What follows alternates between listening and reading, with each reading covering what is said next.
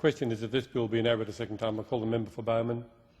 Deputy Speaker, 2010 will be remembered as the year where Australians listening to this debate, either in the gallery or over the media, have witnessed the disintegration of Australia's border protection.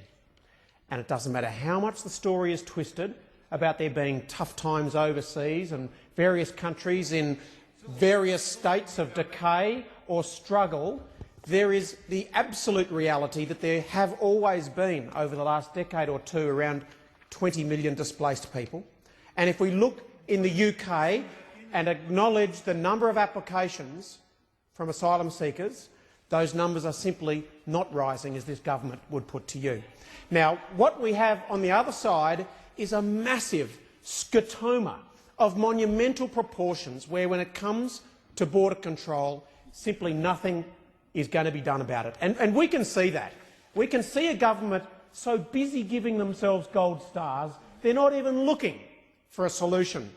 And I know that when one slinks back as a member of this place to local electorates, those on the other sides steer well away from talkback radio and steer well away from the pubs and the clubs and the shopping centre car parks, because that conversation is nothing like what you say here. And this government has become almost professionalised in the world of spin, of saying one thing here and doing something completely differently back in your electorate. And it's almost become pathological, so I know you don't even realise you're doing it anymore. But it's become almost impossible for this government to rescue itself from this diabolical death dive that they are in over this policy. Now, let's go back to some real, true facts, because back in the days of Kevin 07, and we all remember the little flags on cars, don't we? It was a time when you picked out 3 or 4 policy issues, and wasn't government going to be easy? 12 years in opposition, plenty of time to come up with some decent policy, but of course by the time you got there, all you did was institute as a government reviews. And when it came to this border protection, it wasn't that easy to be Howard Light during an election campaign, but as soon as the hands got onto the reins and levers of government, suddenly it was all about unpicking for your special interest groups, unpicking the TPV, unpicking the 45-day rule, unpicking detention debt, unpicking and roll-backing any of that commitment that one pretended to have while you're in opposition. And it was out on the media airways while in opposition, we'll turn those boats back. And everyone in the gallery and on the media heard those words.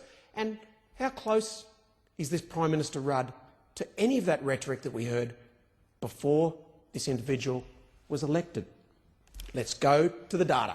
And all we have from this Prime Minister is reading out figures about before the Howard government instituted a series of reforms that acknowledged the world over made an enormous difference to this disgraceful transnational criminal activity called people smuggling.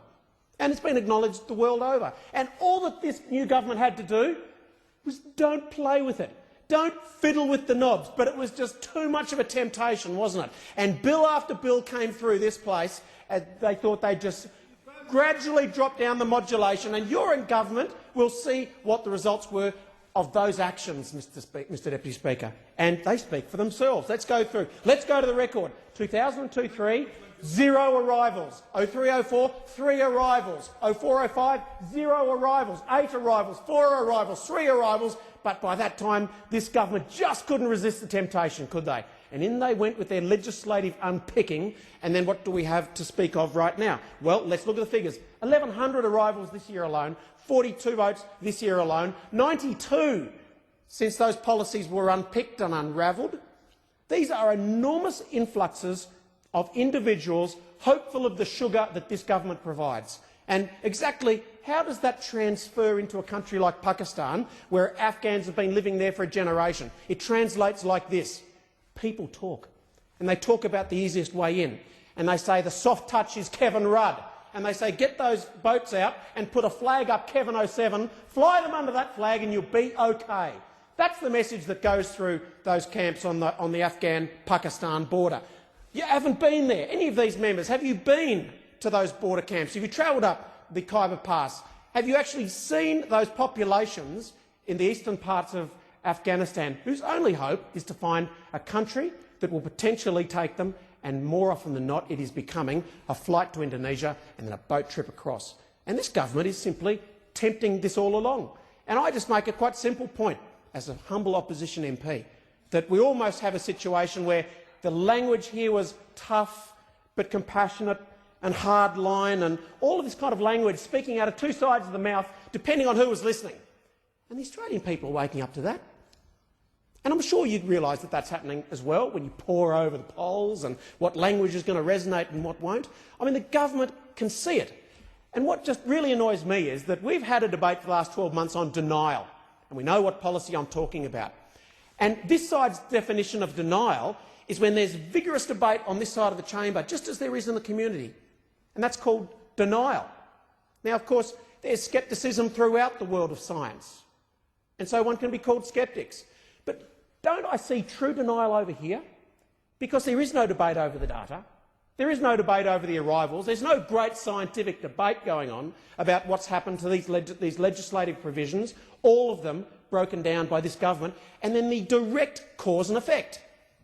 I mean, just how blind does one have to be to not see a cause and effect between unravelling the laws and what we are seeing, a veritable armada of boats heading in this direction?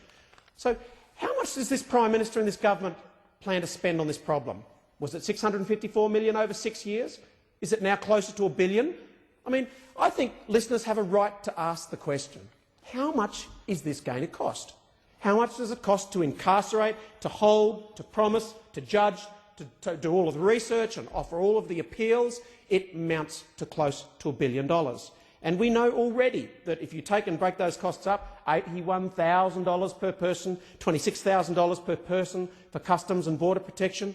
And that's not even to mention the threat and the danger and the risk that this Prime Minister is placing our border protection personnel in. I don't think that they need to be doing this kind of work if a simple legislative solution has proven to work 4 or 5 years ago. But they do. They do it because they serve Australia.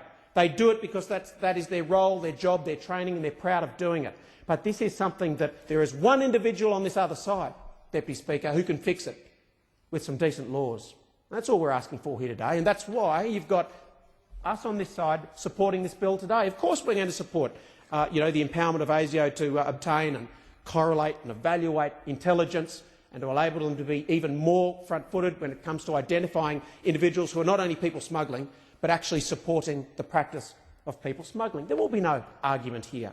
But I think what has been completely missed is that we have a government where there really is no heart in this issue.